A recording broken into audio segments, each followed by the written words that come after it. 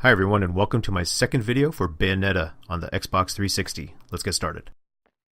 Alright, so in my last video I walked through the first section of the game and I got a gold overall, which was not bad for my first time through. And so it goes to this, which is kind of funny. It's a bit of a shooting gallery game, and I had no idea what I was doing, so I think I only got 30 points on this one. And you can buy power-ups, or I think you can trade them in for halos, which is the currency for this game. And I like that. I like that little map screen with the little wooden Bayonetta. And so right here, if I'm not mistaken, is where the demo began for the original game. A lot of this looks pretty familiar, and so stylish cutscenes, and I like those quite a bit. And one thing I did want to mention is the music in this game is really good. It's kind of a mixture of J-pop style music with really nice jazz. And so far, I think the sound in this game is really nice. I think that maybe Bayonetta's voices, or actually the voice samples during her fights, can be a bit repetitive, but that might just be because I keep relying on the same combos. So that right there might, I guess, make me try some different ones going forward. Now this part, or these parts in the game rather, the jury's still out for me on these. They're not that interesting. You're kind of running down corridors, solving these very basic puzzles, and some of them are admittedly pretty nebulous and not very clear. So I'm not that impressed with these sections, and you do fight some enemies here and there. But for the most part, it kind of smacks of old game design, where these artificial walls will pop up and lock you into an arena to fight. And I don't like that. I don't like that kind of design. It seems cheap and, a bit contrived. It's like, why are these walls just popping up out of nowhere, making you fight these waves of enemies? So that I'm not really liking. And here, you collect your first, I guess, rune or book, which has information about techniques you can do or backstory, and it's pretty good. They're fairly well written. I wish they had accompanying voiceover, which would make it a lot nicer.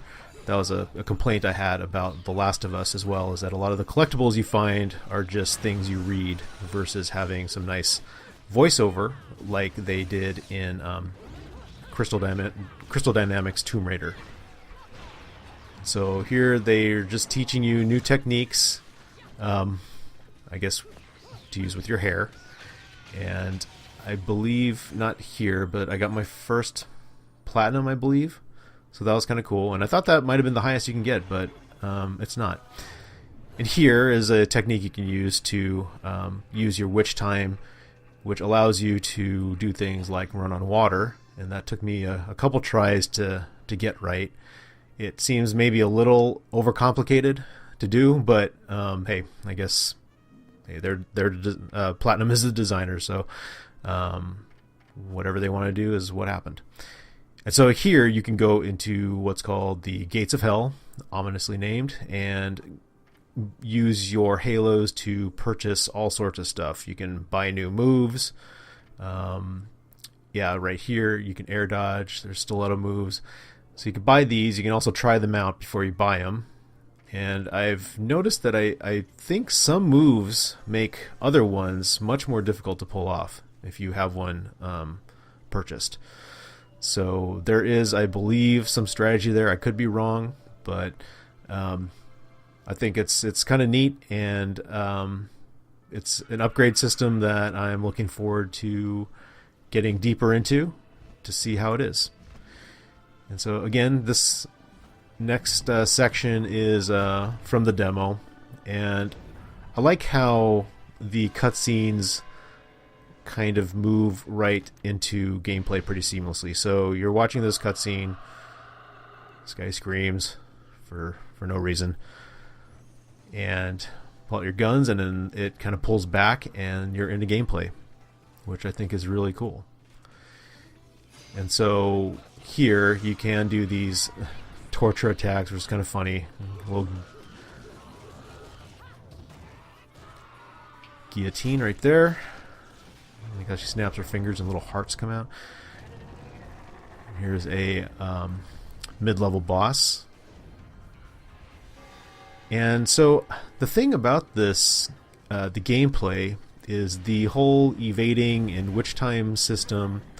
It's really well done, and they do a good job of distracting you with a lot of eye candy and stuff that's going on. But I found that, you know, if you focus through all of that and you look for the visual and audio cues from your enemies, you can pretty much get through every battle scene unscathed.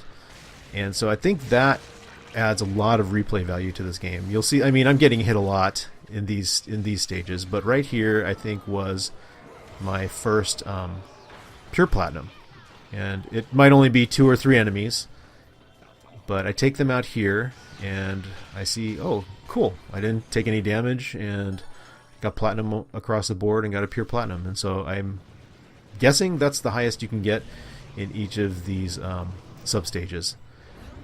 But, you know, I think that I like these parts of the games, these big set-piece battles. These are wonderful.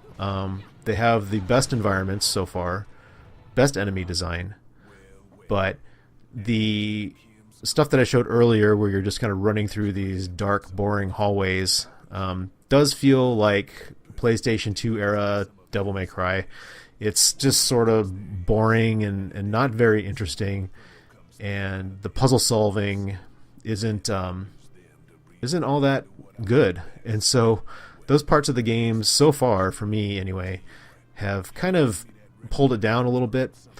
And thankfully all of those sections do lead to these big battles, but yeah, so far I'm not really feeling those, and I hope that if those sections are in Bayonetta 2, that they are done better and are more interesting to play and less just straight linear. I mean, maybe it'll be okay if they are linear, but at least looking and playing more interestingly. So here you bring these records that you get from the bosses back here, and he comes back with weapon upgrades that you can purchase, I believe, the Onyx Roses. And so yeah, and here I'm going up against this guy who keeps coming at me. But yeah, I love these. They're just really cool to watch, very intimidating, but there are things they do that are pretty funny. So after you fight this guy and defeat him, I jump ahead after the first witch time here. Tries to hit you, and so do that a few times and knock him down. And so right here, after you get your climax prompt, just do it. And she'll go through her attack, will come out of the wall. And it's so funny, as he's trying to reach you, you gotta slap his hand away and he shakes it like he's hurt. And I think that adds a kind of a fun human touch to these battles versus them just being pure evil or enemy-like. It gives them a bit of personality that lets them stand apart. And yeah, her little stances are a bit ridiculous. But anyway, I got a silver on that one, not so great. And so yeah, that's kind of the second section of the game, and hope you enjoyed it, and I'll see you in the next one.